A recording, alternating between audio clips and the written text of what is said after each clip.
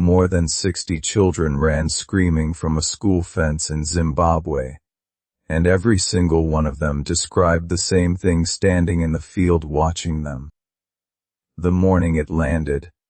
Part 1 of 4. On the morning of September 16, 1994, more than 60 children walked out of their classrooms at Ariel School in Ruwa, Zimbabwe, and went to play in an open field during a short break. Their teachers had stayed inside. The school sat at the edge of a small town, and past the fence line was open bush, dry red earth, low scrub trees, nothing unusual. It was a normal Friday morning. That is what it was supposed to be. The children ranged in age from 6 to 12 years old. Most of them had never heard the word UFO. Many came from rural families and had grown up without television. They were not the kind of children who had been fed stories about alien craft or science fiction films. That detail would matter later. At approximately 10:15 in the morning, several children near the boundary fence noticed something in the sky. They later described it as a bright silver disk moving fast, then stopping, then moving again, then stopping completely.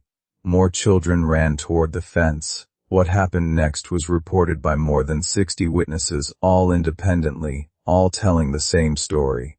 The disk descended. It came down and settled just beyond the fence line, roughly 100 meters from where the children were standing. The children said it made no sound when it landed. One of the younger boys said it sat just above the ground, not quite touching it, with a light underneath that was white and very still. Then a figure appeared on top of the craft. The children described the figure as small, with a very large head and very large black eyes. It had a thin body. It wore, as several children said, a tight black suit. The figure stood on top of the craft and looked at them. Then a second figure appeared near the ground beside the craft.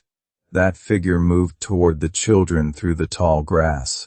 At this point, many of the younger children ran. Some screamed. Some froze at the fence and kept watching. One girl, later identified in documented interviews as about 8 years old at the time, said the figure looked directly at her. She said she felt something when it looked at her. Not a sound, but a feeling, like a thought being placed in her head. The thought, she said, was about the earth, about damage to the earth. She would repeat that same description in the same words, for decades.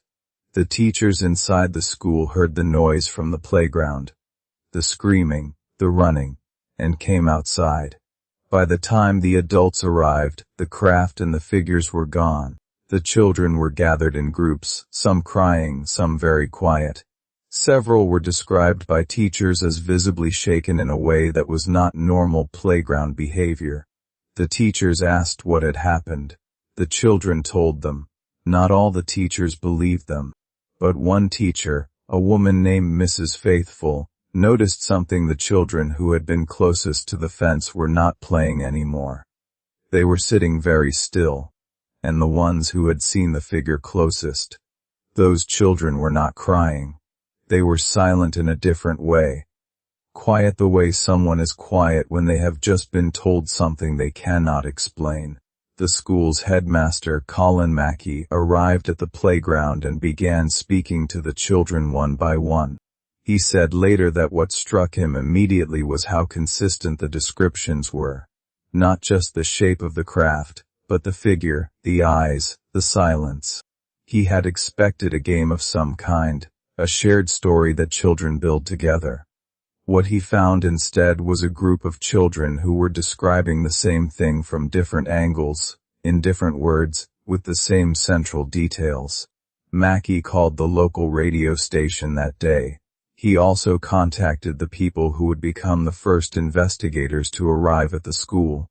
What no one knew yet, not Mackey, not the teachers, not the investigators who were about to come, was that one of the children had seen something that was not in any of the other accounts.